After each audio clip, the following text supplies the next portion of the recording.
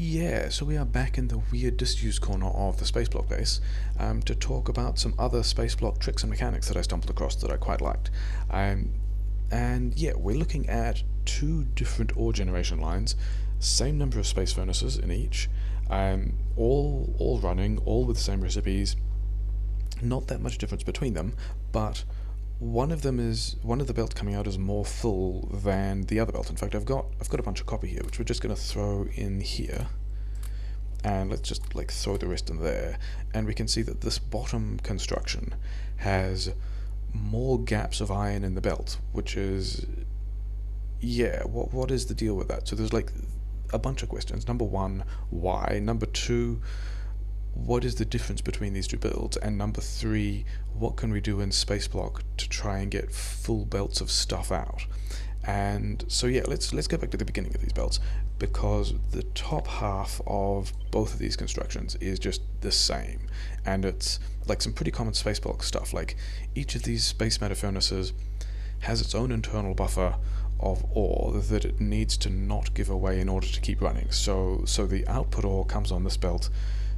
This inserter then picks up whatever the furnace needs, and a lot of ore just goes around in this circle, and also, the circle because it's both sides, and then the surplus drifts down here, and all of these furnaces just add their surplus to the belt as it goes past, which is cool.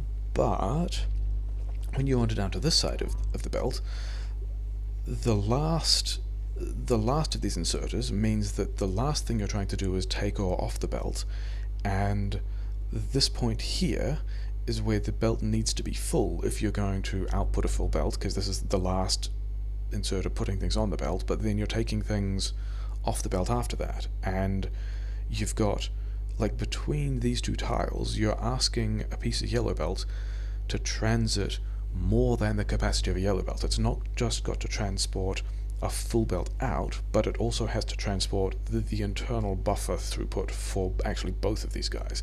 And so we've got this kind of weird activity versus inactivity patterns, and then still holes turning up on the belt sometimes. Like these boxes got more and have already put it all the way down here. These boxes still have, some, but this is also a more normal pattern of, okay, other than this one, but these ones stopping is a more normal pattern of what we're used to seeing when machines back up and when production lines back up. And so what is the difference between these? Well, the difference is these last inserters take off the belt and then put back on the belt. So these two inserters have kind of been swapped position from these two, which like put on the belt and then take their seat off. So there's the path of a piece of ore might come down this belt and then get taken into this furnace and then get put out and then continue out of the build, whereas these ones are, and you can see from the line we're tracing, we're never actually asking the belt to ever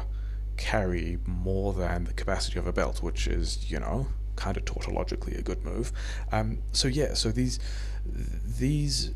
these last machines don't take their inputs from what they output. They take their inputs from whatever turned up earlier on the belt, which of course is iron, because this entire lane is set up to do that.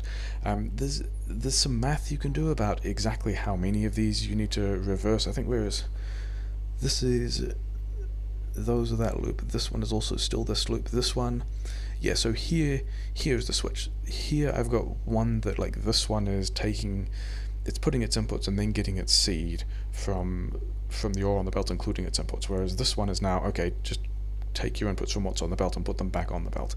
And then these last couple, it doesn't, like, there's some math you can do to figure out exactly where the range of where that switch can be, because you want to make sure that there's enough coming down the belt that these things get everything they need, but also then you've got to do it early enough to make sure that you have belt throughput. But also it kind of doesn't matter, and that math all will depend on whether you're doing it with space furnaces, whether or not you're doing it with assemblers, with modules and beacons, what kind of mining project do you have. Not that much of a big deal, just like the last couple need to be reversed as usually. We've now demonstrated all of these gaps, and these guys, weren't they 26 the last time? Isn't this belt just completely full? Like, some of the other things I've seen are, like you could upgrade this bit of belt, and then it would have more capacity from here to here, so you could still have a full yellow belt out. I think I also did things where earlier in the run where I had like two parallel belts just to increase the throughput of the space where you're asking a belt to carry. Oh, you guys ran out of charge at just the wrong time. To carry more than they otherwise could. You can also do things where you can have other inserters here and have like other like buffer things here that like help top up this belt after they have the things on it. But yeah, the thing that I liked that just seemed easiest is, especially is because it's just a mirror of what happens earlier on the belt, is just do the inserters in the other order. Like these ones that are trying to fill up a belt, because you know you've already got most of a belt, you don't have to worry about these things keeping their internal seeds or getting their inputs from their outputs, because you know you've got a belt of inputs running down and you just need these guys to add to it. So yeah, that's what I liked, is a nice simpler way of doing stuff. Yeah, and this is like a reasonably effective way of getting a full belt of stuff out. Like you can just have more furnaces, upgraded belt, get more stuff out, all that kind of stuff. Yeah, Spaceblock.